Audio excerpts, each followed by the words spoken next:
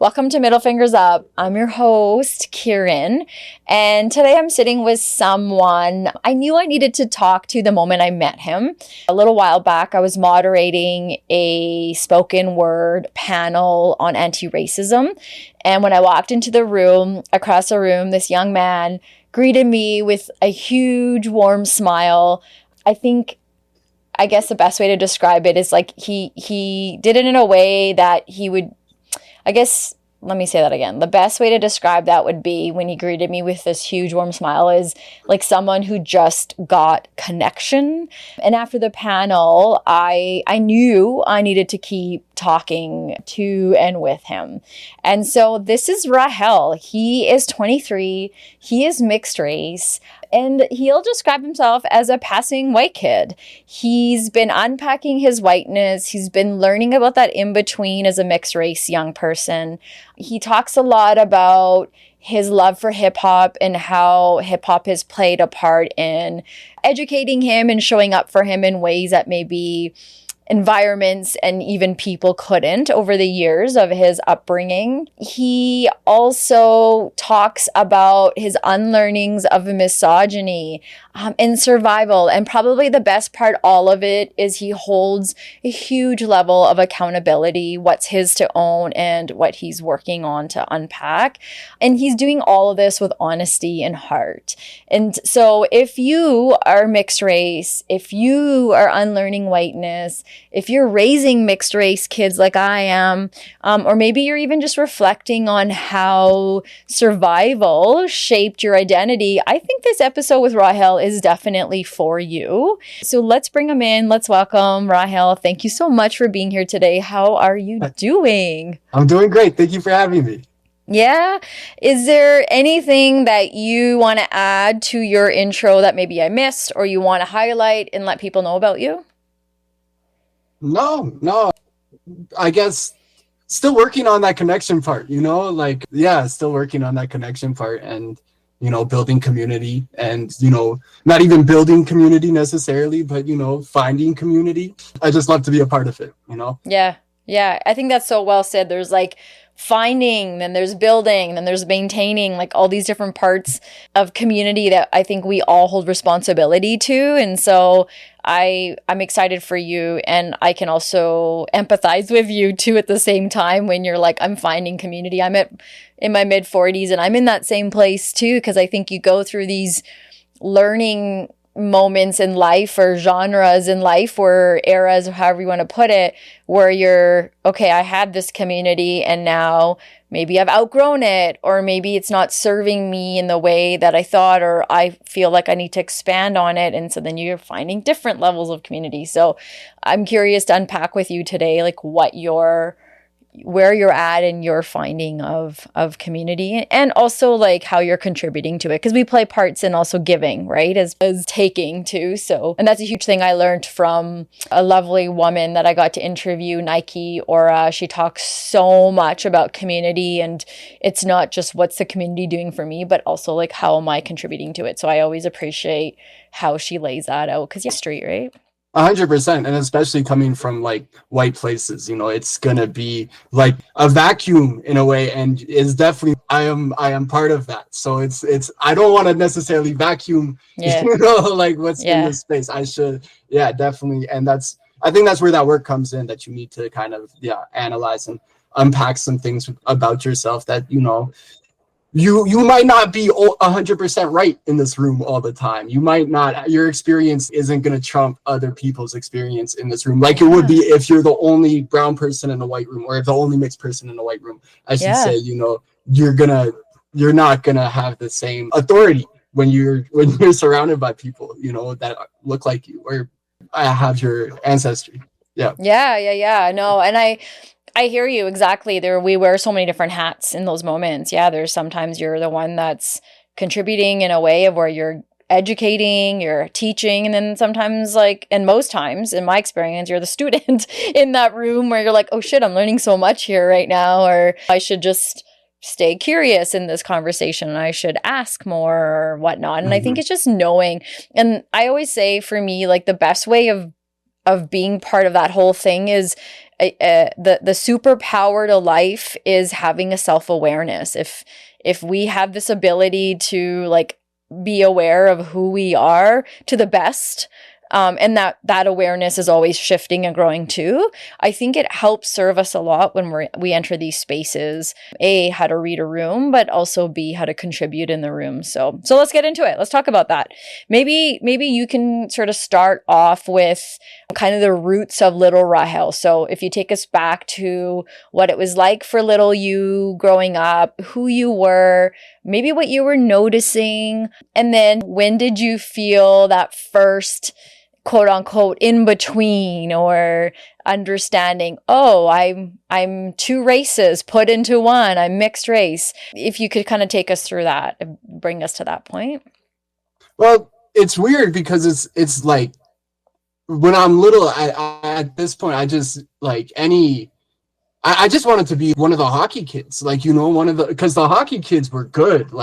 They had friends, they had, everybody's attention, everybody thought they were cool. And this one, it was 100% like a white thing, but it's also you could blend, you could blend and be fully just passing as these hockey kids. And so my brother, he was pretty good at hockey. He was Div 2, and I always saw, but he was cool. He was cool, and I wanted to be that. And basically, if you know these hockey kids, they're bad people. I don't want to say that. They're not bad people. But they are very conditioned by what is not healthy circumstance, environment. Tell me about that. What do you mean by that? Specifically with the parents, or I guess it's just things are very normal to just say some out-of-pocket stuff about women would be the main one, I guess. That would be the 100% for sure what I've seen. But it was more, I guess, racist jokes. It would just be, it's a joke that is just going to be out there. And it's funny because as you go down the divs, and I had more brown kids on my team because I was in the lowest div, and it was just people who wouldn't get, because we're not that much worse than Div 5. We're not great, but also we not that much worse than Div 5. I feel there shouldn't be this contrast. Especially Abdul. Abdul was the best kid on the team. He should have been at least Div 4. I'm not gonna lie. It's weird that he was in the lowest Div. It felt but not me. I feel like I was bad. Maybe that's internalized, but I feel like I was you were actually where you should have been. Yeah. I hear you. I have a son that's in hockey. He's in Div 5, and I 100% am picking up what you're putting down. Hockey is a white person's sport. You go to the local community rink and all the pictures of the presidents and the board, they're all white. Maybe there's a couple white women, but they're mostly old white men. And even my son last year experienced racism by his own team in the dressing room. And we tried to mediate a conversation, and that went really interestingly because the coach and a few others sort of centered themselves around that whole conversation. And then it was easier to talk about how other kids were being bullied about their weight than the thing that brought us in the room, which was about racism. And so you're like, okay. But I had to give some parents, some credit because some of them got it and stood up to it and spoke about it and how everyone had to play a part. But I think, my son would say that a lot of the kids and the jokes and everything was always centered around the white kids, and they'd be making fun of brown accents. They'd be making fun of turban people. And my kid would be sitting there, and he's a mixed race kid too. So now he has to adjust to an environment where he has to decide, oh, do I just show up as the white side of me? Or do I also bring in the brown? What do I do here? Right. And his brown side always kind of is in the forefront for him. So it was interesting because he's like, do they not see like I'm sitting here? And half the times the kids don't even recognize that, right? And so it is a really, your mom's right, it's very political. The higher up you go in divs, I think the more people forget why these kids are meant to be playing this sport for camaraderie and learning a skill and all that. And most of it, it's like they think their kid's going to make it to the NHL, and no, very like it's not happening. Not in, not today. Yeah. So I think people get really taken by that. And then you hear interesting things on the ice too. For sure. So it's interesting that you saw like a connection in there for you too. And the lower the div, the more diverse it was, which is interesting as well. Well, I mean, it's still, like you said, it's a white man sport. So it's still white coaches. It's still, lots of white players, but it is where we like congregated. It's weird because that's almost a metaphor for BIPOC excellence, where if you get high enough on these divs, you're passing, but you're still gonna get these same jokes. It's still the same people.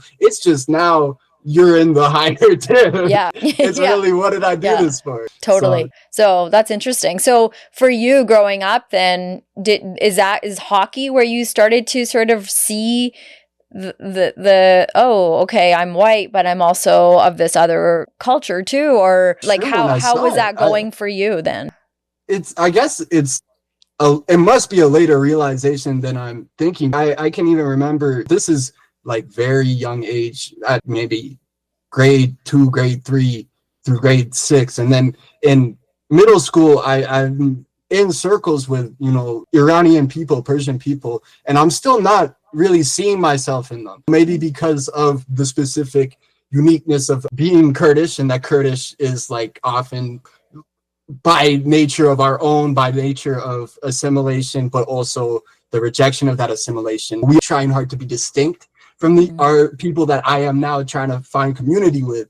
It was a very slow process, a very long process, maybe even deep into high school. Like I'm still not really identifying myself with people who I identify myself with now. So I can't say that hockey was that realization. It's still just more, I can say that like white society sucks for white people, I guess. It doesn't suck as much as it sucks for people of color. And maybe just because I have a name and I'm still not fully aware of where I'm standing in this society, I still kind of just think that they saw me as white and treated me like weird for whatever reason. I'm still not 100% sure on that. But if what I had was a white experience, like that shit isn't even good for white people. It just sucks for everybody else more though. At this point, I guess just emo, like, like, oh, fuck society. This is bullshit. And that in itself is still centered in whiteness, that you're not going to see the other parts, that there's alternatives. I would say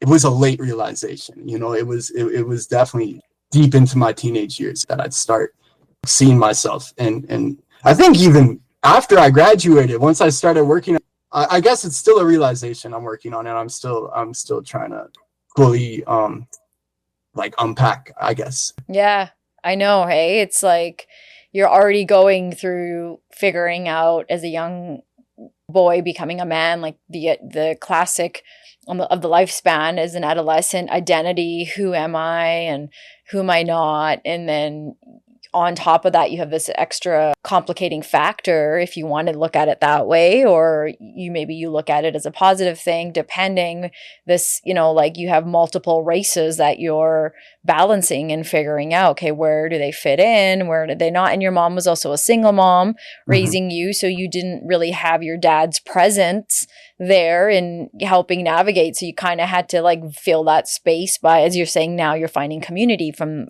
your Kurdish, right? Community. Yeah. So it's like, okay, how does that work? There's a study that was done on racial identity invalidation amongst mixed race youth. And I do want to say, like, a lot of these mixed race studies are done for like Black and white, Asian and white, Latina and white. So, and some people would argue, that you're not really mixed race when white's involved because white isn't a race. So there's there's all these. So I know, I always put that out there because I know people have all sorts of opinions. So we're aware of that. But if we just look at the study when it was done in over, I think, with 300 young people that were mixed black and white.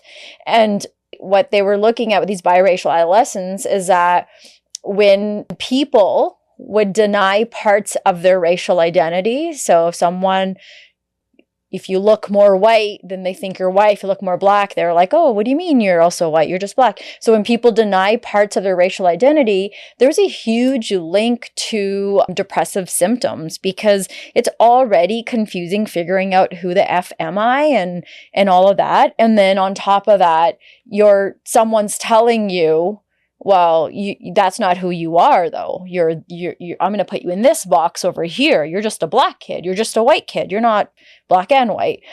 And they also looked in this study and they found that the same study was showing things like quote unquote racial flexibility. So being able to shift how you identify depending on the context. So if you walk into a room with your white family, you might code switch. If you walk into the room with your black family, you might, speak a bit different, act a bit different. And so this whole piece about personal authenticity kind of was like the basis of this study and how to protect biracial kids' mental health.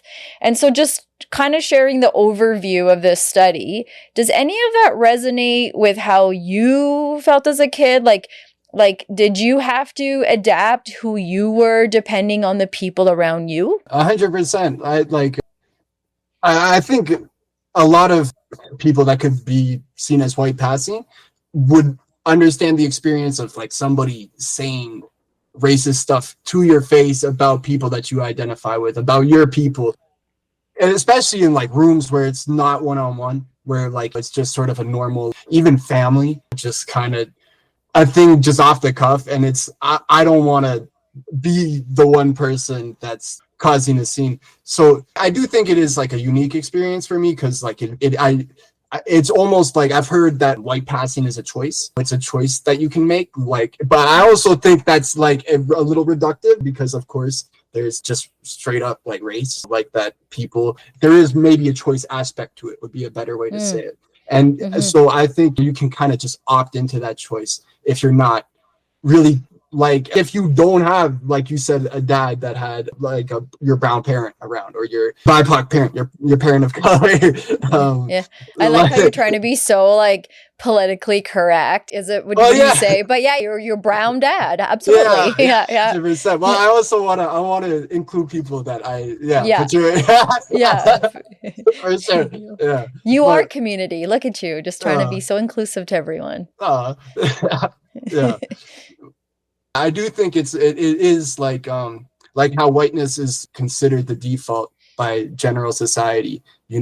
White passing can be the default for a lot of people who are just a natural to kind of assimilate because it's beneficial for you. 100%. In theory, beneficial for you. It's supposed to. And so while it can be very materially beneficial, you can get this going in I'm at a privileged position financially. So that in itself is its own luxury of a choice of no, I don't want to get that money. I don't want to go chase that stuff, which, it's different for everybody, but different priorities. And I can say confidently that's not something that I feel the need to go and search for. And so it is, I guess, it's important to have grace. There's damages you can do to your own community by building community with the wrong people, especially white people. I would emphasize building community with white people. It can definitely go into where it's not even about you anymore. Whiteness tends to do, it centers itself. And so I do think it is important to balance that and also grace for the assimilation, people who are going through assimilation. I really connect to that because I'm South Asian and I was a passing white person too, like in the weirdest way, because I always talk about assimilated. It was a survival. I went that route. I went hard. My cousin told me recently, she's like, man, you went hard. We reconnected after many years and we were talking about it. And I was like, yeah, that's the best way to put it. But I love what you said about, so we go hard, we assimilate, we really support this culture of whiteness. And especially North America, it's easy to do because it influences everything.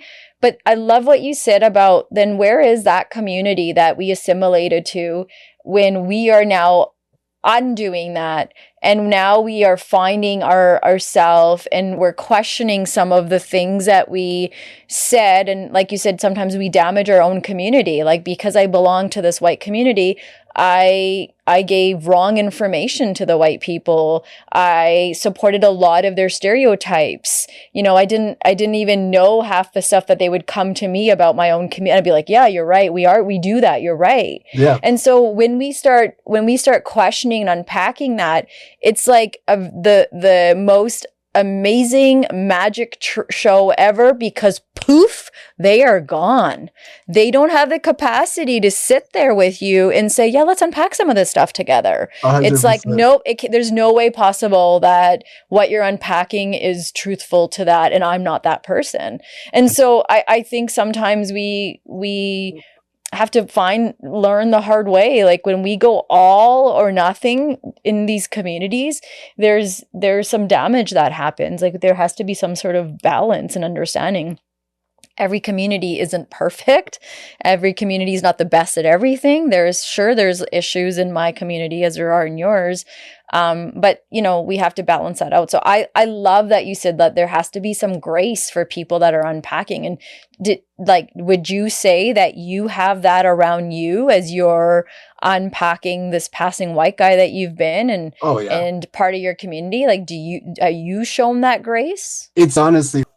It's refreshing, I guess. Like I even in the circles that I did build that weren't reflective of a white society that accepted me wholeheartedly, it was definitely a more like racial circles. It was still super influenced by white society, how we talk to each other, I feel like. And especially when I like voiced concerns or we started to get a little bit more political with things, the lack of grace is like astounding. It's astounding how just we're at each other's throats just at default, and it's not with white people, it's with people of color.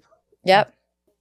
Because it's not explicit that this is what it is. I'm having problems with a friend right now because I've told him I felt that like he's being too cynical to the community that I'm entering now. He keeps talking about capitalism. They love capitalism, and it's like I don't think they love the capitalism that much. I think capitalism just got them. They're a victim to it. Yeah, 100%. So I think it can just not even just to the mixed race things. It can apply to so much that we are informed by what is a pretty toxic society. I think, of course, there is accountability that we all need to take, but I think acknowledging that we are part of a society just makes it a much easier task to take the accountability that you need to take, because it's not isolated. You didn't just fall out of a coconut tree. Yeah. And something that I learned from someone that I look up to, and I interviewed him recently, and sometimes you have to hear something 7 times before it clicks. Mm-hmm. And the way he said it helped me understand, and what you're saying too is, when we're giving each other grace, it's not people on an individual level, it's the system. So if we can take the personal piece out of it, you're not someone that is supporting white supremacy. You're not a white supremacist, but you've been taken by the system of white supremacy and it's embedded in you. And sure, a great human being, you're a kind human being, but this system has you and it's taken you. And it took me too. And I'm not a bad person either. And I'm now unpacking some of that and finding the balance. And I think when we start to look at it from that third person of, this isn't a personal attack on each other, but just like you said, having some kind of knowledge and understanding that, okay, we're all contributing to this and it served us. on so many different levels, and now we're trying to figure out what that meant and how not to carry that way. And so I don't know, I find that helps. And I don't know, maybe that's something with this friend too. It's like not necessarily that they're a bad person, and I know that's not what you're saying, but sometimes that system just takes you so hard. And because I'm sure you and this buddy probably have this, where when you're going head to head, the devil's advocate shows up so often, and you're like, fuck this devil's advocate business. Like, seriously, because now we're arguing something that is not even what we're talking. We're trying to talk about personal experience. We're trying to talk about human to human connection. So why do we have to go to this other route? And I think that's because our brain is going to that defense mechanism of red flags and, ooh, I don't like this. I don't like this. So now I'm just going to go to this place. And so, yeah, if we can look at it from, okay, it's not a personal thing, it's a system thing, I think we can kind of like crack at that in a better way. If you have anything you want to add to that. I think that's great. Like, I think like what you said about we are shaped with how we interact with each other by these systems. And so I think, I guess we should question some of our first instincts when it's anger for each other. Even seeing the projection of, like you said, white supremacy or misogyny in our loved ones it's definitely fair to be triggered by that and to be not, just because something is unacceptable, though, I guess, but it feels like the perfect victim too. I feel like I also want to be careful on both sides, because also your feelings are valid. And I guess it's just a ideally it is a growth on both sides on how we're going to interact with each other. Because, if you're not going to put in the work to question, am I upsetting this person by bringing these topics up over and over? Am I upsetting this person then it's not necessarily going to be beneficial for me to also check that and be like, okay, well, I'm not going to call it out or I'm not going to be upset by it. I think there are different scenarios. So it is also like, offer yourself that same grace all around. Everybody gets grace. A little bit for you, a little bit for me. Yeah. Right? I think recognizing where our privilege is showing up. And sometimes half of the issue is like, we don't even realize the things that we have so much privilege. You mentioned that you got this inheritance, you have this, these sorts of things coming for you or at you, towards you, with you, that I think are going to contribute. And I hit those intersections too. I have privilege,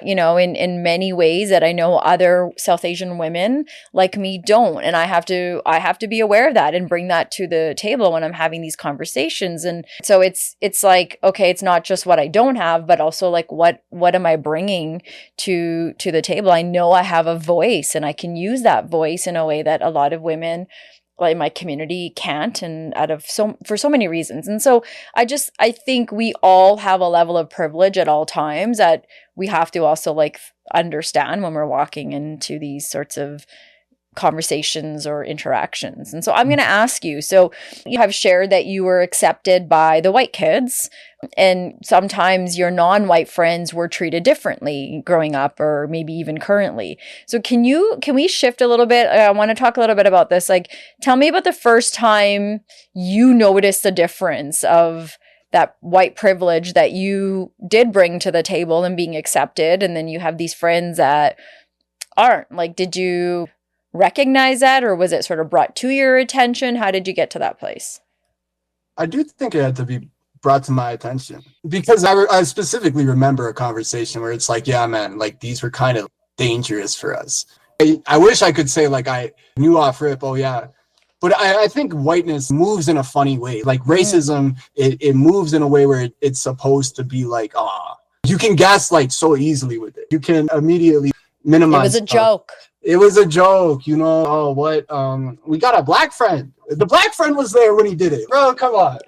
Yes. Come on. Yeah. I've been that brown friend to many, many white people, many a time where I've represented so poorly that they get to go later and be like, well, my brown friend would say, and I'm like, oh man, I hate being that person, but I have been there too. 100%. Right. So then we're like, oh, because the black friend's in the room, now we can say this, or it's true that this is the thing about black people. It's very interesting how you feel like that person of color is proximity.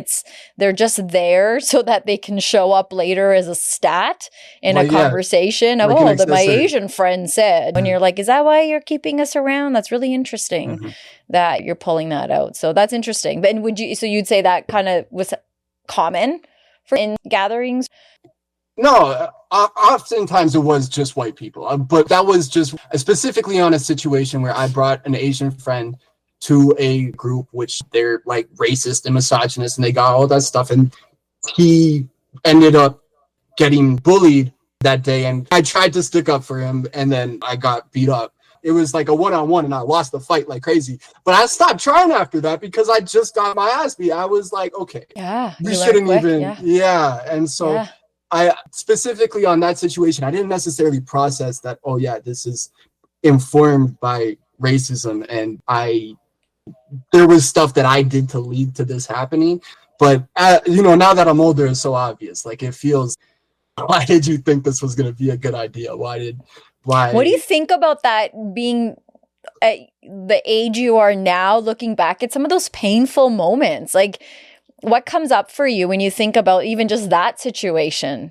Yeah, it's harsh. It's harsh. It's like just pangs of like, I mean, I don't love to broadcast this, and it's not even my voice, but I have like a tick where if I think of a harmful enough memory, like a voice will say, you need to kill yourself. Like, and I'm not suicidal. I love life. I love people. I would hate to lose it, but it's just like, it's like a pang of, you need to not be here anymore. You're not a good human. Yeah, you're not a good human. And it doesn't relieve anything. It doesn't take the stress off you, but it basically just makes it so painful that you don't want to think about it anymore. Yeah. You know? Yeah. So totally. Yeah. I think that for like, if we even pause, like for so many mixed race listeners, a story like this probably feels very painfully familiar. You learn early what gets rewarded and what gets punished. And I think for BIPOC listeners, for those who never really had the option to quote unquote pass, watching your friends navigate belonging differently can cut deep and also teaches you too.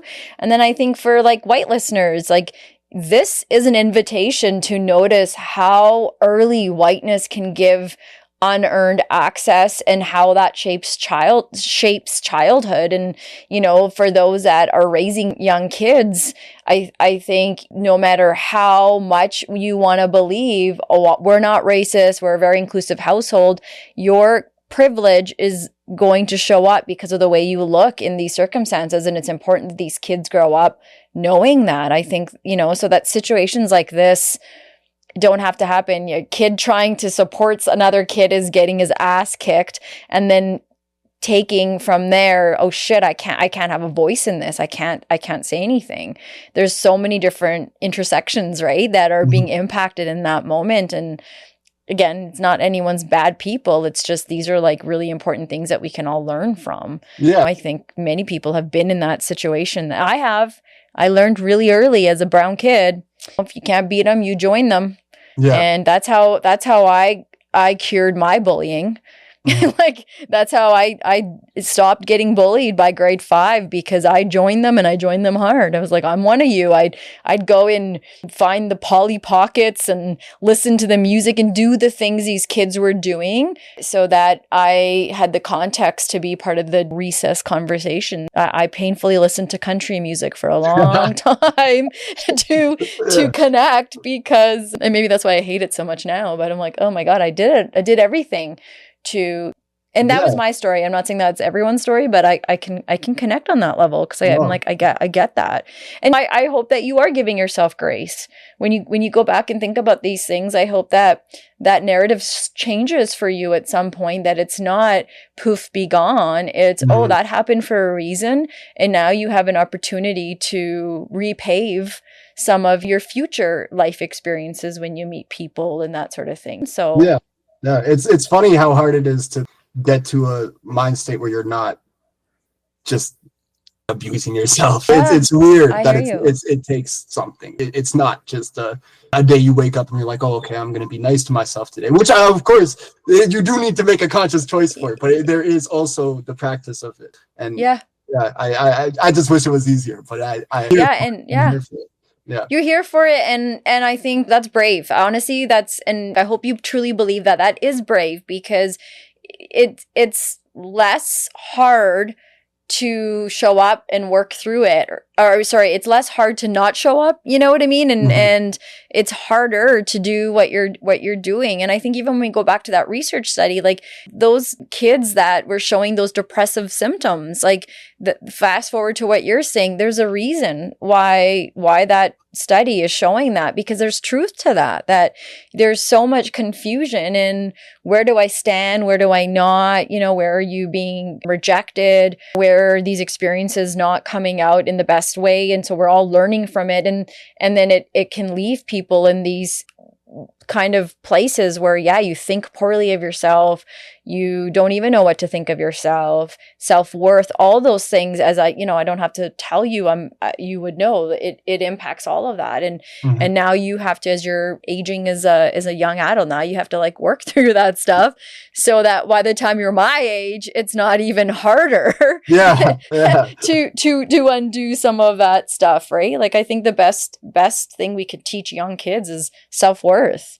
How to not lose sight of that when you're navigating shitty ass experiences as like a teenager, and you hit 18 and now you're an adult, but people are still acting like kids, right? So it's a lot. So I hope that you continue to face some of that stuff. I think it's worth it. So, okay, you describe yourself, and we mentioned this a few times, a passing white kid. Can we break that down? Because I'm going to be honest with you, until you said it, I didn't even think I really fully understood it too after our consult. So I went and I kind of did some reading to understand what that meant more. And I learned a lot out of what I thought I knew. So I'm imagining other people also today are probably like, what exactly is a passing white? So maybe we can like break that open a bit for anyone who's lived it or loved someone in this experience. Like, I think there's like different layers is sort of how I came through it, and maybe you can add to it. So maybe you can help tell us the story underneath each one of these kind of layers as we break down what a passing white person might be. So the first thing is being perceived as white, right? So people would just automatically look at you, and particularly you as a mixed race person, as, okay, this is a white guy, because some people might think you look more white than not. So is that like, how did that shape you to the people that looked at you and assumed that, okay, Rahell's white? Was there like a moment or a time that you realized the world read you differently than you read yourself?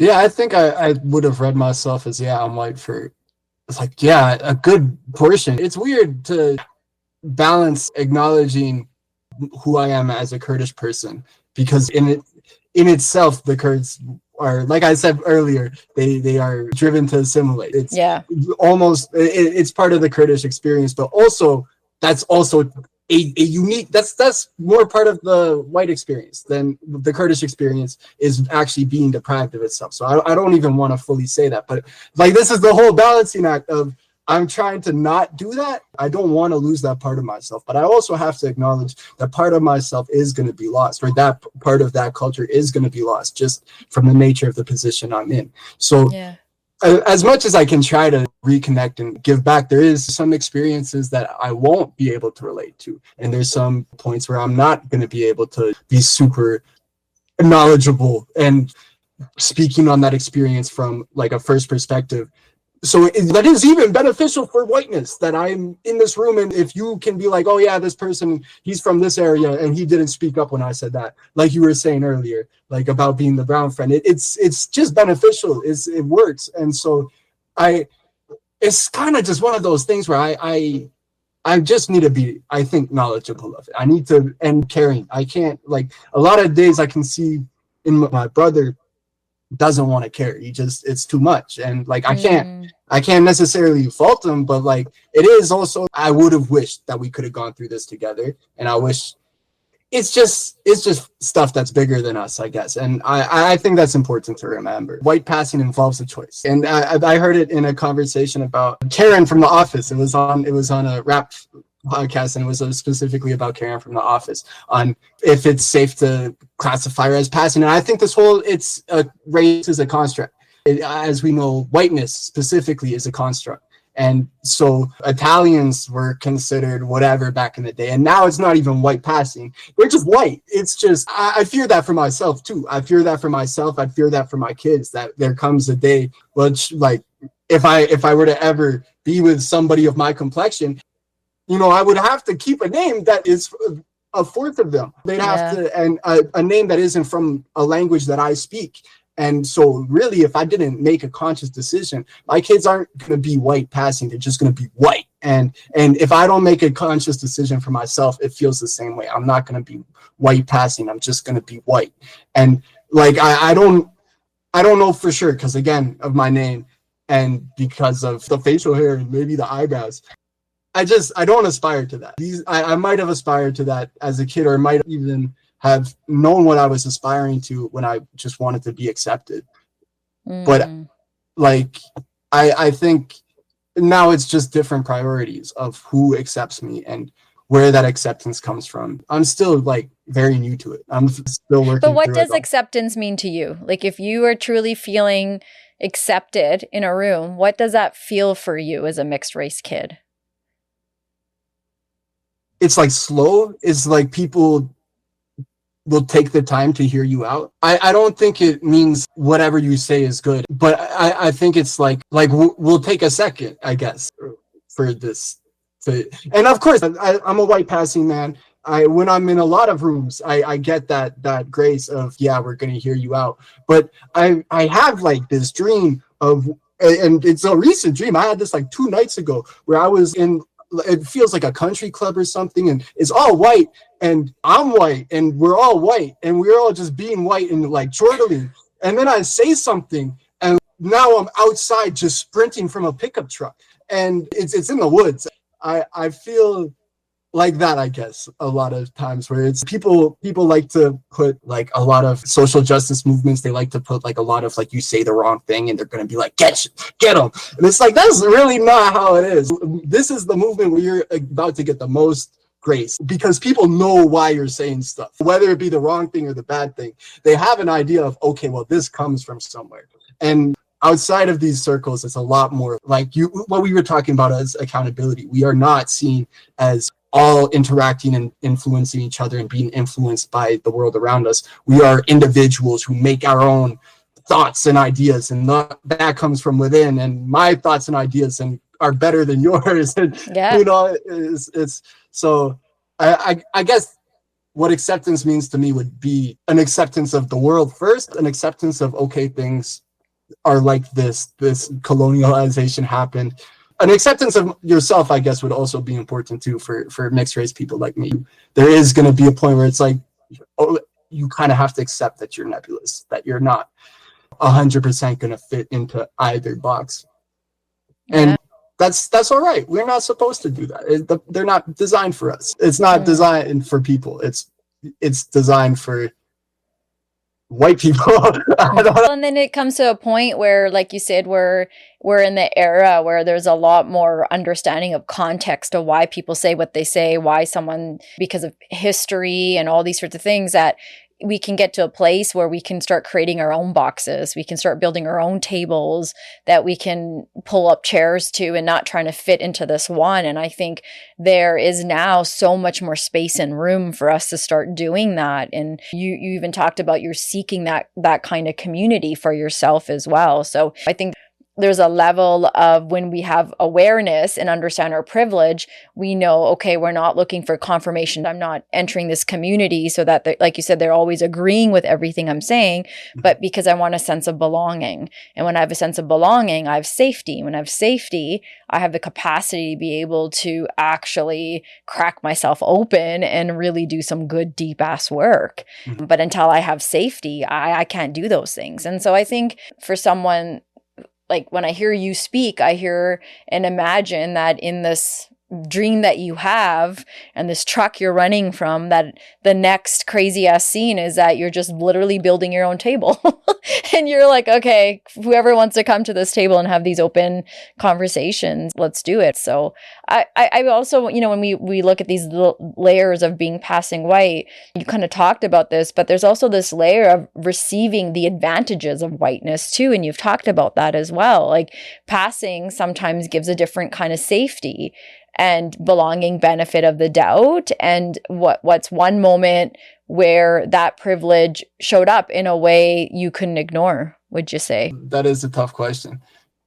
I guess it would be more on a day-to-day basis. You kind of need to see, on some white stuff, you need to see people get discriminated against to understand where your privilege comes from. Because I think people would even contest, like white people would contest, oh, it's not privilege, it's just the way things are supposed to be. And it's like, it is kind of just the way things are supposed to be, but it's for only you. And that's where the privilege comes from. It is hard to pinpoint, oh yeah, when I said that thing and people listened to me. Even in my own communities and brown communities, that's going to be at play. I don't think that's reserved to just white circles, that being a white man, it gives you credibility in places where it necessarily shouldn't, like at all, really. You should be stripped of credibility when you come into this room. And so I don't get where the appeal is of holding on to this privilege. I don't fully get, I do get the appeal because money is cool and like respect is cool. But you don't feel imposter syndrome. You don't feel like the worst person alive for taking up this spotlight. So yeah, it is like, it's still something that I'm not 100% fully aware of, but I think more likely than not, I'm gonna just lean to, yeah, this is because of privilege, you know? Yeah. So yeah.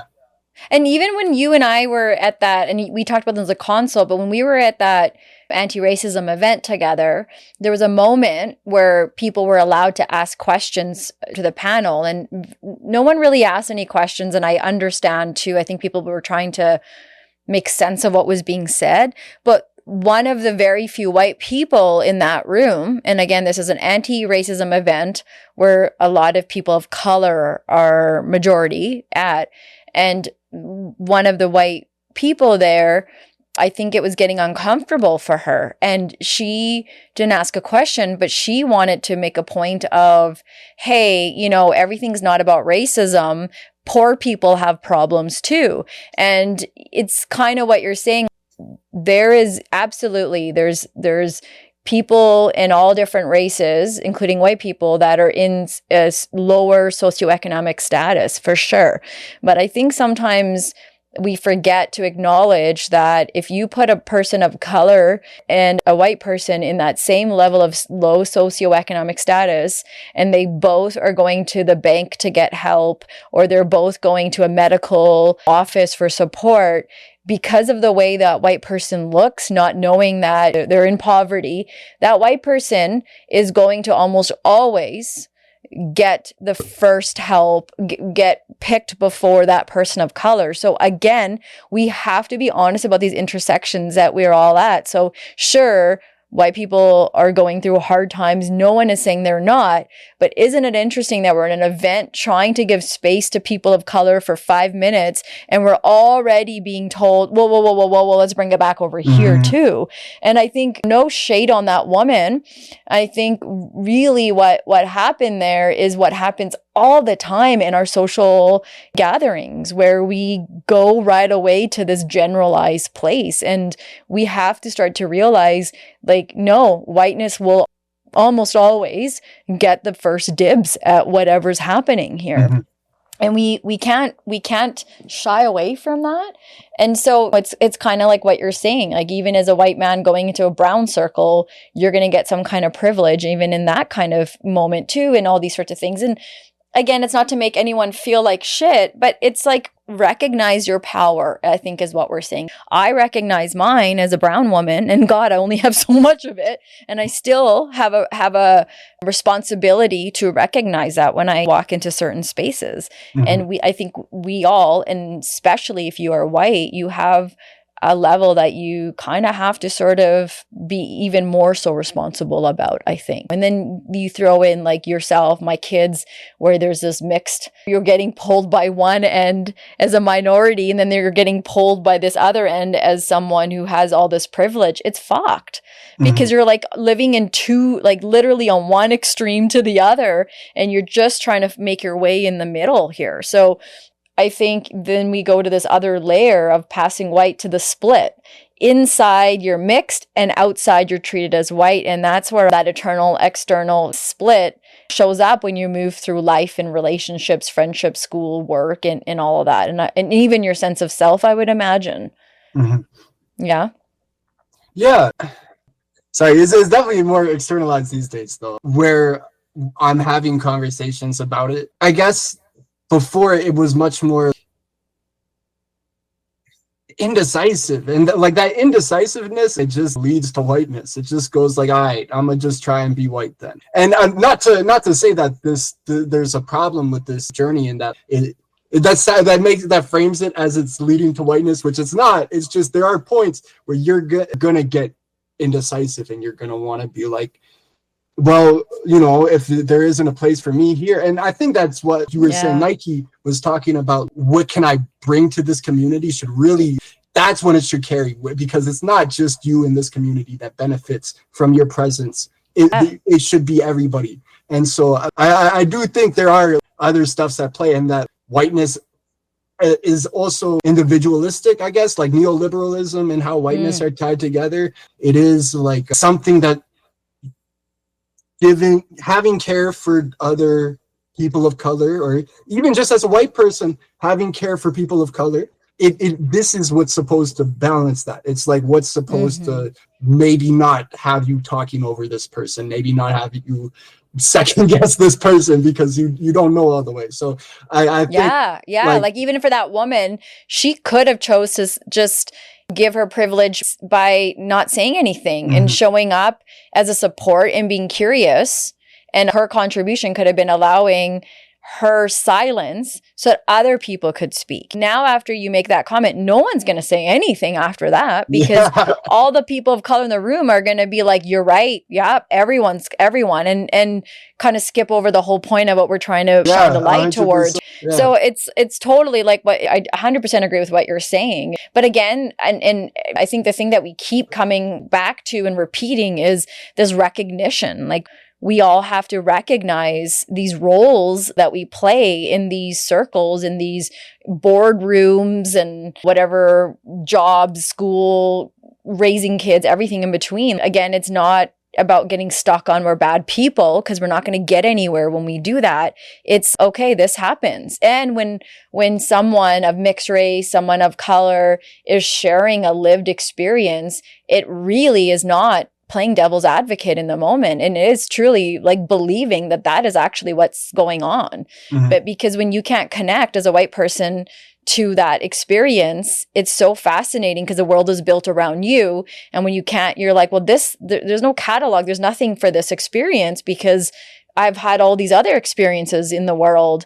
So that can't be true. And I think the real challenge is saying, oh shit, there's a lot that I don't know because I only see the world from this angle. You talked about this like choice as passing, and there is an article that I read, and it's a study about being mixed, and it claims that biracial identity often is tied to social class and race. So again, it's choice.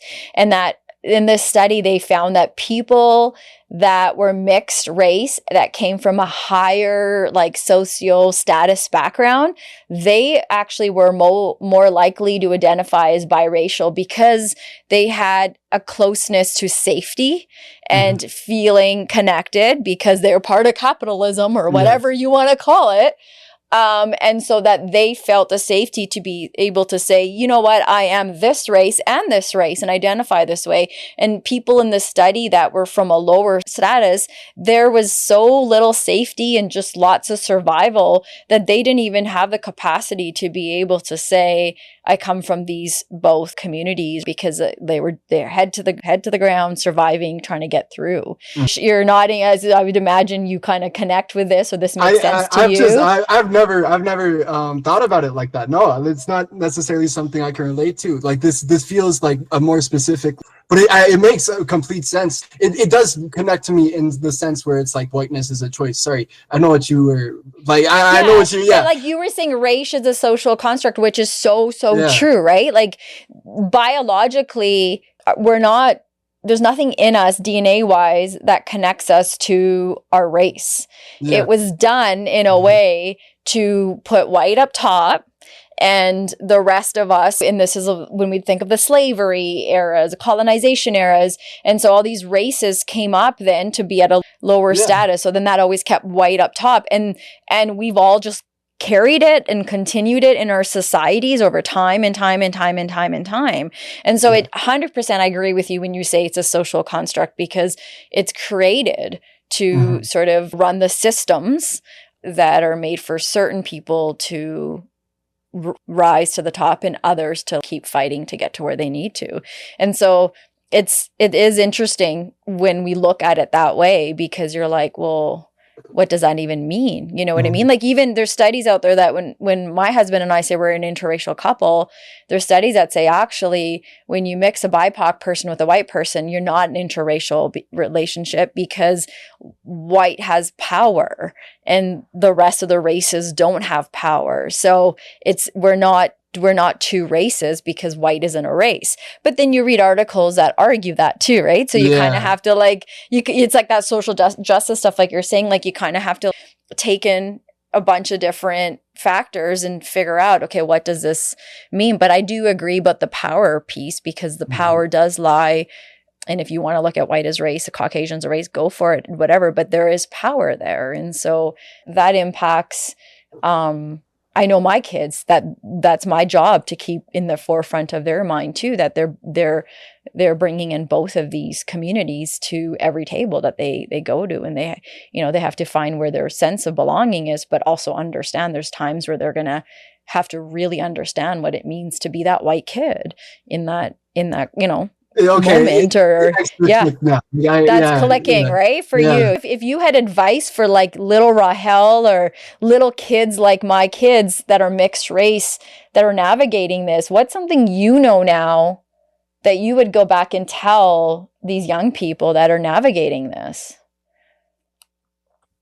Man, I specifically with your son, I'd tell him to be like proud of himself. Like you said, like he's so far along. I do think it's really important to not blame yourself for this stuff. Like to even when you do fold and you give them that, it is from England, or it is a weird name. However, it is something that you do have to try and see yourself in your community, because I guess I think that's going to be the antidote. Of course, it's hard. Still, like I said, even with the community that I built that was not 100% white, it is still informed. So it's still tough. It is still tough for me to say with the confidence. Yeah. And I'm happy he's talking to you too. Like I'm happy that is huge. I don't know where I would be if I had someone to talk to about that. Like, right? I know. I agree. Me too. I could have benefited from that a lot too growing up. And again, no shade on my lovely family members. They loved and they did everything they could for me. But there were certain things about this, like you said, assimilating and identity stuff that our grown-ups just didn't understand in the way we do now, of like, we could have stretched out this conversation a little bit more. You need people to believe what you're going through, even when you don't have all of the language to be able to explain it. You need someone to understand without the subtitles of what's happening, of like, that's like, even me sharing this with you today, you're doing a phenomenal job of active listening by just nodding. Like that, when I'm sharing something and you're nodding, that's giving me validation. And so I'm like, oh, he's totally picking up what I'm putting down. And it's so simple. It's such a simple thing that you probably don't even realize you're doing as I'm talking. I feel like I'm doing too much. I feel like I'm bobbleheading. now you're like all uncomfortable, like shit, my head. But it's connection, as we've been saying from the minute that this conversation started. Yeah. As humans, that's all we're looking for, is to connect our experiences, and our experiences are a pattern of the way society's been built.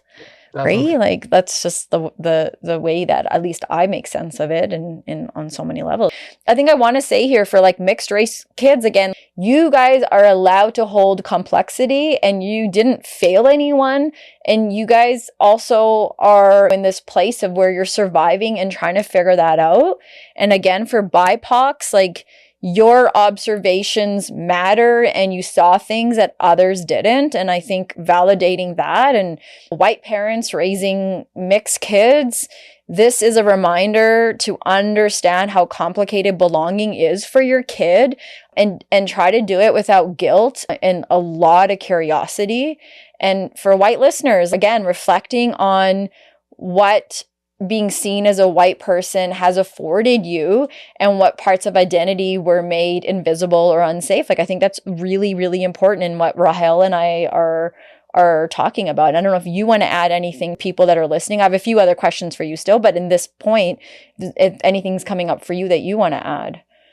Yeah, I was just thinking, I think that's great, by the way. I think what you were saying about complexity is really great. Like, we're not math problems. It's not like, oh, okay, white and brown, or brown and Asian makes this. It is like you said, complexity. Allow yourself that complexity. And also, if that doesn't just apply to all people of color living in white society, allow yourself to have the story of where you came from, and to have your language differences and your accent, and all of this is what makes people beautiful. And so it is corny I feel like, but I also think it's important. It is a removal of complexities, right? Whiteness, it is just in the nature of, UK and Spain and all of this, that's that, and this is this. It in itself is just a generalization to subsume more power. So I do think it is important. I really like that. Allow yourself to be complex and have even contradictions. Like, as being mixed with the white, it will provide a ton of contradictions where you need to be like, okay, well, in this room, I'm not the same as in this room. And where, like, balancing that, I really love that as well. Like, allowing yourself to be complex. I think that's great. I agree. I think it gives like permission on so many levels. So I'm going to switch gears for a second. I know that when we were doing the consult, you talked a lot about like part of your education, and even like a part of where you went to belong was through hip hop. And I know I'm like completely just like, there's no transition into this, like, boom, let's just do it.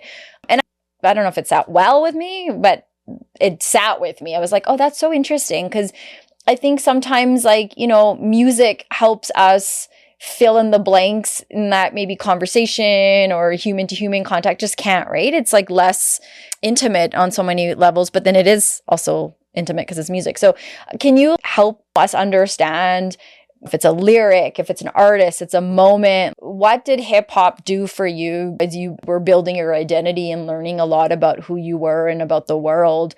What stood out for you? What still do you hold on to with your love for hip hop? Well, I think it's interesting because like I said, it wouldn't have been finding the brown side of myself, or the Kurdish side of myself. It wouldn't have been speaking to that at that early age. What I'm realizing now is it's just the most powerful stuff from hip hop was the mental health stuff. I know one of my earliest tracks that I really liked was Ghetto Boys. I love Mind Playing Tricks on Me. And like that one is like, it's a great story. It's a lot of fun, but it's also real, where they go through each of their own stories about their mind playing tricks on them and having suicidal thoughts. Or I think that's something that it does transcend, and also I don't want to take away from the Black experience that mental health state comes from, but it is also something that transcends to everybody who's living in this society, that this mental health stuff applies. And I think that's probably where it would have spoken to me first, would have been even Eminem, which, ugh, but like, I know. It's like, I hear you. I know. But yeah, when I first started, that was, and where did he get that from though? Where did he get this openness that he's gonna talk about the relationship with his mom and he's so open about this stuff? It comes from somewhere, and hip hop artists have been doing this from time. Black hip hop artists have been doing this the whole time. So I think that probably would have been what really spoke to me about it, was just how they're so open about mental health. I spoke about To Pimp a Butterfly earlier on the consult, and can you talk about that metaphor? Because like the caterpillar butterfly metaphor, and I think it was, I don't want to butcher the metaphor, but there was a lot there about trauma, mental health, like identity change, like just the way you said it. So please share that metaphor. Well, yeah, 100%. I mean, I'm sure it's different for like Kendrick specifically. He's specifically saying it to Tupac, who I'm realizing it now is probably his butterfly. And it's kind of crazy to think about, because I also know butterflies can represent death. And this fact that he's saying this to his dead idol is, I think, 100% very important to the album's metaphor. But for me specifically, on a much more reduced scale, like just on my brother, how I seen society accept my brother and really bring my brother into open arms, and even just white people that I saw myself in, and not really understanding why I'm not fitting into that, and so that at that point it would be the caterpillar and the butterfly. But I also think it's kind of rude to call to Kendrick to call these white men butterflies. So yeah, I would also want to be careful with that. I love that about you. You're like so good at, you really are good at finding that in between of, okay, let's also think of this context on this level. Like even saying, don't want to step on the Black community's toes here when we speak of hip hop and their music. Mm-hmm. I love that, because I think for so often, so many, it's like you love certain parts of BIPOC's culture that is fun, the music, like the clothes, the food, and this right now context of hip hop, but then like can't take it a step further and understand the lived experiences and, be someone that is an ally to the BIPOC people. And so I love for you, honestly, how well you have to do something about that. Like, it's like starting some kind of group for young people or what, but you do a really good job capturing that for the different communities of like, look, I'm not trying to say I know this. I only know a small part of this, but giving credit where it's due, I think is a huge, huge kudos. Like, good for you to be able to do that. Like, honestly, I appreciate that. So many don't know how to do that. Well, with going back to the white lady in the event, spoken word anti-racism seminar, I do think it comes just to play devil's advocate. Oh, there we go. I think and then you can end it with, it was a joke. Yeah.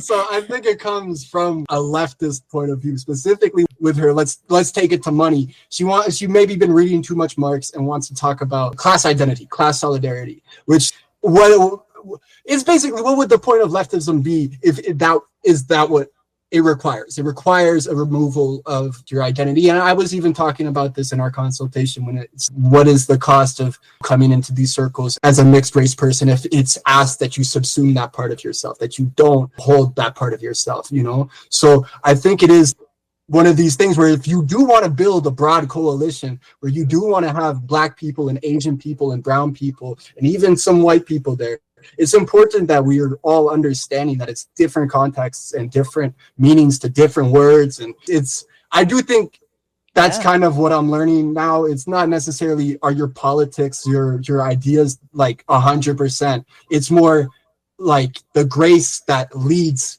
to these ideas being more true. It's because that is definitely something that we're even people of color are going to be susceptible to having ego, where it's what I say is going to be for everybody else. What I say is truer than what other people say, because that's just, in being a white space, you kind of want that. You kind of just want that authority, just on the basis of authority, if that's not what authority is. So I do think it's not supposed to be authoritative. It's supposed to be communal. It's supposed to be totally. Yeah. So I'd say for white leftists and for leftists all around, ask yourself what I want from societal change. What does this mean for people? Or is it, I just want more money. I just want to be able to work less hours. Well, that's important. There's other aspects to this, you know, like there's definitely stuff that we can't lose out on in the pursuit of that, where it's like, okay, well, let's not talk about race right now because I want more money. Like, yeah. And you know, it can be multiple things going on at once. So it can be about race and it can be about other things too. And I think that's something that we have to recognize, that when someone of color is saying it's about race, you have to be open to saying, yeah, okay, let me ask about that. Cause but that doesn't mean it can't be about 10 other things either. So sometimes people think, oh, well, race is at the table now, so that means we can't talk about anything else. And it's like, well, like, we're just giving life to this conversation. And so there's no need to rush through it. We're just opening the door to this. And so I think the discomfort is what's making us want to jump to the next thing of like, well, we all can relate to the fact that we want money. And so I think you're right about, okay, we have to look at things from a different place. Because you're right, like there's always that diaspora of people from their own race. There's well, I'm the immigrant that's been here for 30,000 years, so I know better, these damn newcomers. And like in the Black community, slavery, not slavery, what kind of immigrant, how did you come to North America? There's all these things that are dividing us more. And I think we have to really, really, as like people of color in particular, we really have to look at that. Like, yeah, sure, there's stuff that's shitty that's going on in the motherlands, for sure. But that's one part of the picture. It's not the be all end all, because sometimes we sit here and we think, well, it's worse when you go back to India and our community doesn't know and blah, blah. And that is like a huge part of white supremacy that's been embedded in us over the years that's making us spew that bullshit. Of course, there's the corruption and crappy stuff going on in the motherland, of course. But also we have to like back it up and look at where that's coming from, what that's about. And that's just a small part of the big picture. And I think as people of color, we do it to ourselves when we start to join that crappy narrative of putting ourselves down. And we're trying to build this community of thriving. And so we're not even fully there yet. And we're already, many of us, well, I was born here, so I'm different in comparison to you because you weren't born here. And there's always these weird divides that we have to just like figure out how to recognize, but not allow to ruin us. Because we're not getting anywhere when we talk like that. Yeah, it's really interesting because I would say blame the divides, right? Especially like you said with the Black community, when we're going to have, it's crazy to think about because you're really getting hit by white supremacy. Like you're getting hit by some white supremacy where I'm sure this applies, but there's specific African anti-black sentiment for Black Americans, right? There's like a specific, and it's basically like exactly white supremacy. It's the exact, it's not, except for the power and the whiteness of it. Exactly. Yeah. So, but it's interesting to think about like how many people have tried to build community with these people, with your own people, with what you would see as your own people, and you get hit by white supremacy. I it's hard for me to be like, oh yeah, 100% blame the divides, but there is like that's the only way it feels like to mesh this stuff together, you know, to staple this stuff together. And I'm sure there's conversations like I would love to hear what Nike has. Like, oh my gosh, you know, because I'm sure she would be like, okay, no, we don't want to build community with those people. And I think that's 100% fair. You can't change everyone. I think she would say, and I don't want to speak for her, but what I learned from her is like, you can only start with yourself. So it's like, how are we going to show up? And what happens sometimes, and there's a beautiful example, there was a South Asian woman on TikTok. She got a lot of views. She's coming out of divorce. And so in the South Asian community, divorce has a huge stigma attached to it. You'll never come out strong is essentially what many people, not all, but many believe, like divorce is terrible. And so she came out of a hard divorce. She was married to a South Asian person. And what happens now is she's now at the extreme of, well, all brown men are terrible, and I'm now only dating white men, and I'm kind of disengaging from my culture, and me and this white man lived together before, we're not married. And I'm watching this video, and my sister and I actually both watched it, and we laughed, and we're like, both married to white men, and we're like, should we break it to her now or later? This is not a race of a man, brown man. Yeah. This is a men Yes, issue. 100%. And you had a really shitty experience, of course. And like, I hear you, and good for you for stepping up and coming out on the other end, like strong with a voice. I have to give her that. But we have to, as humans, stop putting all of our eggs in this one basket of, because this happened with a brown man, all the brown men are this way. Because this happened with the brown woman, we're all this way. I think you had an experience with this person of color or the person from your community, but what happens is we normalize white people's experiences. Like, you think people marrying white men haven't had the shittiest divorces, and domestic violence wasn't brutal, and misogyny didn't exist. But because white is always right, we think, oh, it's better. We get this model minority civic sense kind of mentality. And so then we only see our own community through like a narrow lens. And then we're like, oh, it's our community that's so fucked and so terrible. And I think we have to, I really challenge us, all of us. And I know I've done this many times, and I'm unlearning a lot of that myself. So I'm not trying to say that I'm like the best at this, but I think we all have to challenge ourselves and not put ourselves like, pin ourselves against this wall of, oh, it's all the men or all the women or all these people. Like 100%. Other people are already speaking poorly of us, but speak bad, talk about your own experience for sure. But it's not all. That's not the way it is. Yeah. So, which, brings me to this conversation of misogyny. And I didn't plan it that way. That just happened. But that was good. One of the I know, right? That was a good transition. Yeah, I finally did one. But honestly, Rahell, one of the bravest things I, have heard you say in the short amount of conversations you and I have had is when you said that you are unlearning being a misogynist. And I honestly want to go there with compassion with you, because you don't hear many men talking about their unlearning of misogyny, because it's like air. It's just so there, and it's hard to pinpoint where it is. And those that are doing the work, calling themselves out, wanting to unpack that, I think, thank you. That's amazing, because that means like we're doing something good for the younger generation and the next generation, right? So I'd love to pick your brain about how you got to that place of, oh, I have misogyny within me, and what is a thing that you're doing? And then the last part of that would be like feedback you have for other men, whether it's young men, whether it's boys, whether it's just men in general, and how to like challenge themselves and wanting to, look at that part of themselves. Like in high school, I'm still pretty bigoted towards women. I'm still invalidating, still definitely one to like mansplain all of that. And I think it had to ruin a relationship that I value. That was when it clicked for me. This isn't cool, I guess. It isn't good for me. I think I mentioned that on the consultation, that it takes that, when you're in a misogynist standpoint, when you're in a standpoint of manipulating and lessening somebody's pain, like men are going to do with women, it takes for it to finally affect you. Once it affects you, now it's okay. That's a problem. And so I don't even know what advice I would give to misogynistic men. Stop dating for a while, I guess. I would say more to the women,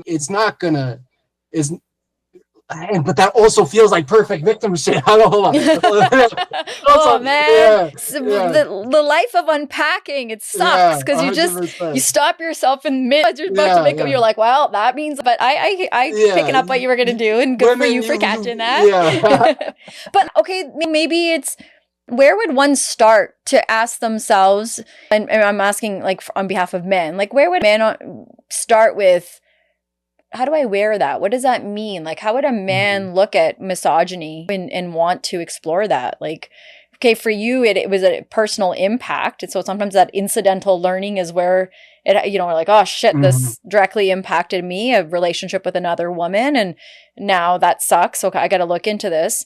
And maybe that won't be the case for many others. So what is a motivating factor? Why would dudes want to chip away at that or ask themselves a level of 1 to 10, what kind of, man of misogyny am Yeah. I? Like, why would a dude want to do that?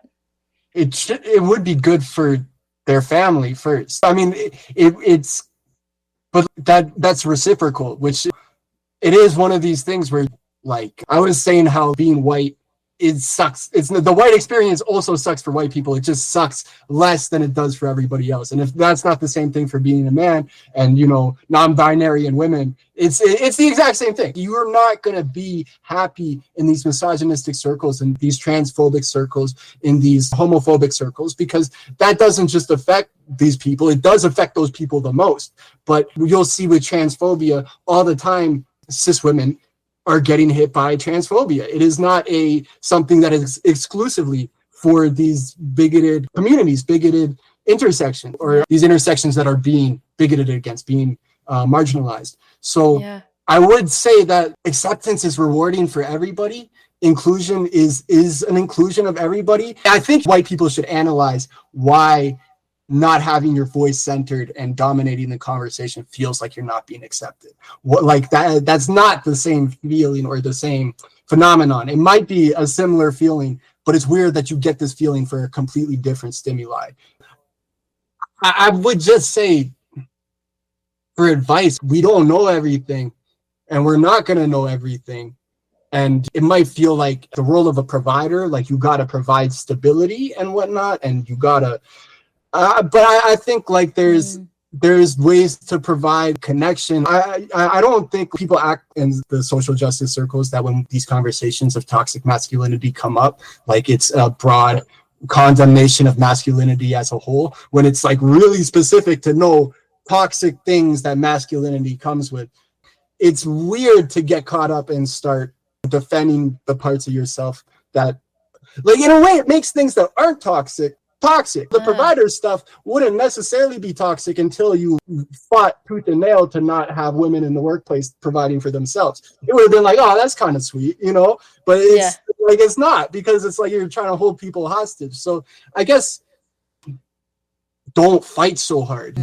There's stuff that you're going to be susceptible to. You're going to fall into these potholes, step on these landmines where you're gonna upset your wife or your mom or your sister, and it's really like it's just an experience. It's a male experience that you're gonna, and how you react to that, I think, is where you need to set yourself apart from the other male experience. I do think it's not something that I'm 100% there to talk on. I appreciate you. Yeah.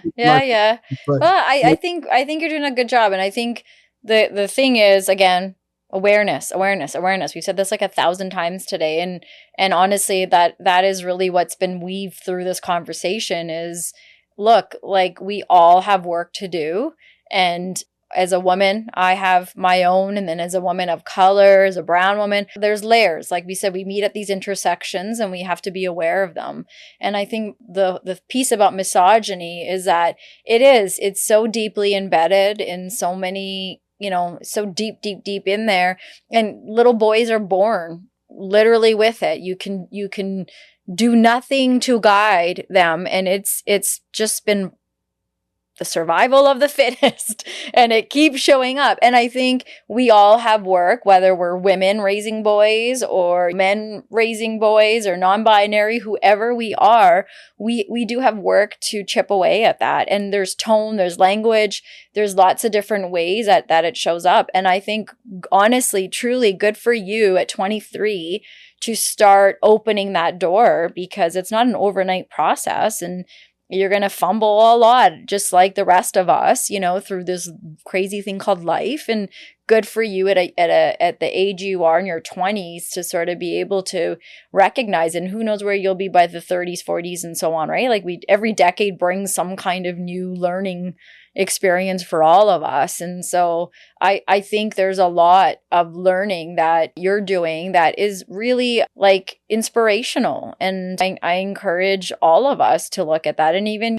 sometimes as women, because of historical context, we protect these men too through patriarchy and misogyny. Like we go to defend these guys, and you know, men have used as shields from way back when during slavery. And there's all these sorts of reasons that come today. We're in this place that we are. And I think we all can upgrade ourselves in the same way we do with our phone and electronics. And so there's no harm in it. Because something was the way it was doesn't mean it's bad to, you know, want to grow and what. So I appreciate what you're doing and what you're tapping into. And I really, really encourage you to look at as like a leader for young boys, like starting some kind of dudes group or what, because I think that empathy and the softness, weaving out that toxic masculinity as you're talking about, I think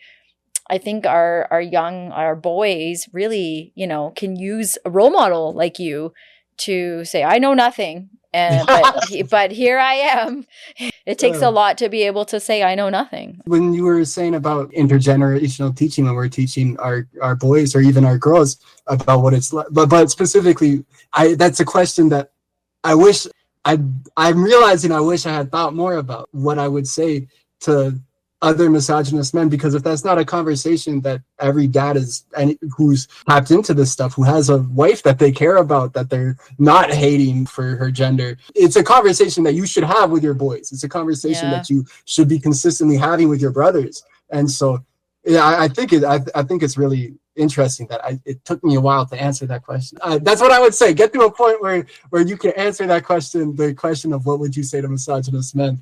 You should be able to answer that question. You should want to be able to get to a point where you should answer that question. I love that because that's just again shows us how much of a learning curve you're willing to admit you're in, and that right there is an example of working through misogyny. Because for men and that toxicity, it's like having to know, as men have been taught to have this pressure on you of like, you are the, like you said, provider, and you're the one that has to be the savior. And so sometimes it's like answering a question before it's even asked, and not stopping and processing and being able to say, I don't actually know, like I'm figuring it out. I think that right there is a great way to role model that too, is like, I don't know, but I'll let you know when I do.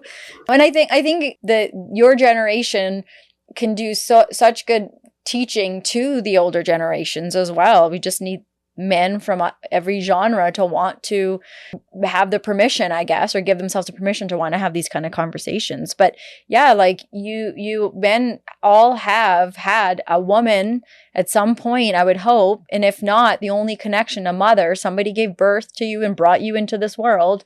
But daughters, like you said, sisters, mothers, wives, and everything in between, like there's a woman that hopefully is motivating some of that too, of like, okay, what kind of, if you have a daughter, if she chooses to be with a dude, like what kind of dude do you hope she's with? One that she can fully be herself, right? And not one that's feeling like she has to rely on the guy for survival and everything. And I think that about my boys too. Like I want them to, you know, it starts early with superheroes. Like I remember with my oldest son, he hated female superheroes. He didn't believe in them. And I was like blown away as a young little boy. How did he decide that superheroes don't count if they're female? So like chipping away, we started that work right away with him, you know, and unpacking that. But like there's signs that we all give as little kids to our parents that show we, you know, like we can use help with this thing over here, 100%. right? And guess what? In the end, where he's at now, it is very different in the way where he was when he started as a little boy of, oh, superheroes have to be boys. Like that's just the way it is, right? And now it's like, oh no, silly me. But there's lots of other things like that we have to continue working at with these young boys as well. There's a whole lot going on in that social media world that's training these young boys to continue supporting that view of misogyny. So I picked your brain a lot. I've I've probably talked more at you than allowed you, and that's my apology. I feel like that's on my end. Yeah, I love listening to you. It's awesome. It's no guests on the podcast, just Kieran. It would be great. Oh my God, please come back all the time. We could do like little riveting moments with Rahell.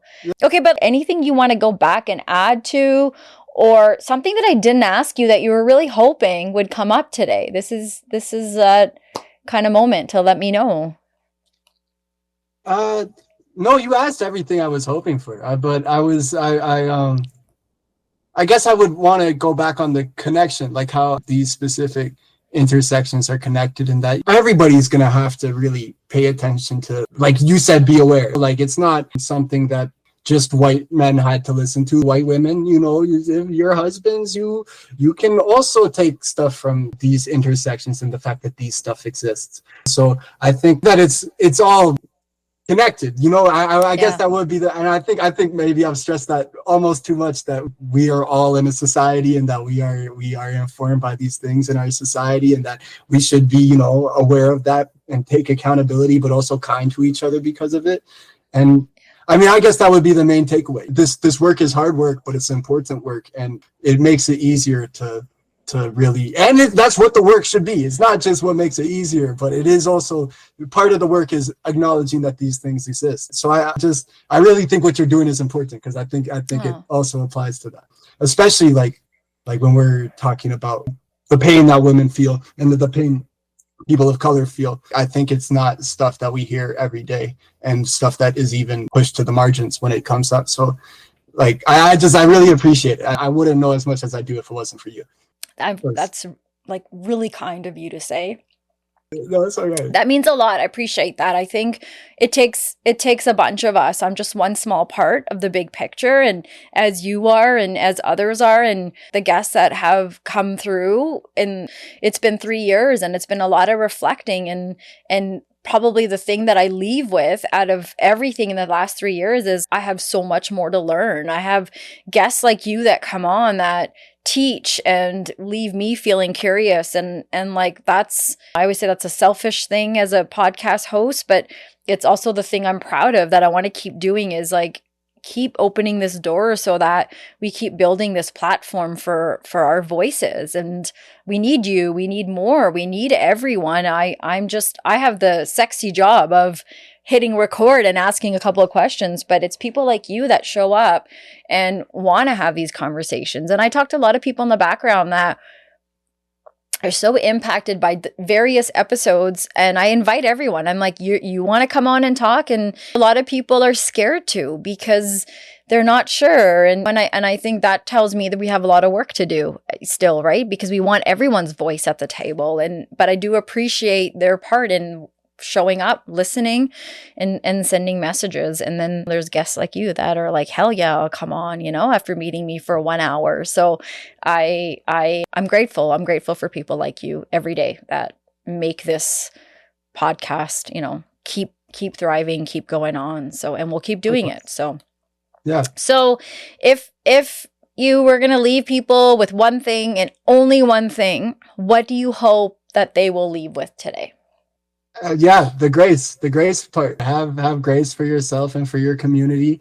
Try and find people who look like you, who think like you, who speak like you, speak your language. And I think it'll be all right. Of course, any revolution, any warfare aside, we got to remember what it would be for. We got to know what we would want to fight, what we would want to protect for. And so I think that would be it. It needs to be a beautiful life that we have, that we protect.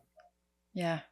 Yep. I really, really appreciate what you said there, especially the part about finding people that you connect with that even look like you. I think that was a huge part of my journey this whole year. And when I entered those spaces where I didn't need the subtitles and people look like me, oh my gosh, it was definitely something that I'd been missing for years and years and didn't know until I showed up in these spaces where I was greeted with love and support. And they were like, you're not late to this party. You're here right on time. Like it was one of those things where I'm like, oh my God, I'm so sorry. Like I'm not brown enough, but I'm not Canadian enough. So I think that's the thing, is finding people that help you want to show up for yourself. Middle fingers up. If there was one thing that you wanted to put your middle fingers up to today, what would that be? Fake community. Let's say community that's Yeah. let's say for specifically like what I was saying earlier about our communities that aren't explicitly for getting away from whiteness, getting away from colonialization, but still beyond that. Let's say middle fingers to not making that explicit. Make it explicit what we're here for, why we're here, and why we're not there. I think that's good for everybody. I love that. Aw. Look, I have really, really appreciated you being on today. And yeah, I do hope you come back. I think there's lots more things we can unpack together. And for everyone else listening, I think to those that are navigating identity, I think we go through moments in life where that identity is our theme, no matter, how old we are. We're rediscovering ourselves. And I think I encourage people to continue doing that, rediscovering your identity, your privilege, your masculinity, your mixedness, like all the ghosts of who you had to be to survive. I think it's important to honor and figure those out, because I think like Rahell's been saying today, when we do that, we do adapt this lovely sense of self-awareness that helps us show up so much better for ourselves, for the people that we care about, in all the spaces that we enter. So any last words, anything you want to end the episode with? Thank you for having me on. It was great. It was great. This is awesome. I love it. It's always great talking to you. And like you said, the grace in this community is different. It's unique, and it's meaningful to me. And I can only hope to extend it back. I really I can also try, but I love your platform and I love your voice, and thank you for letting me be a part of it. Oh, glad to have you.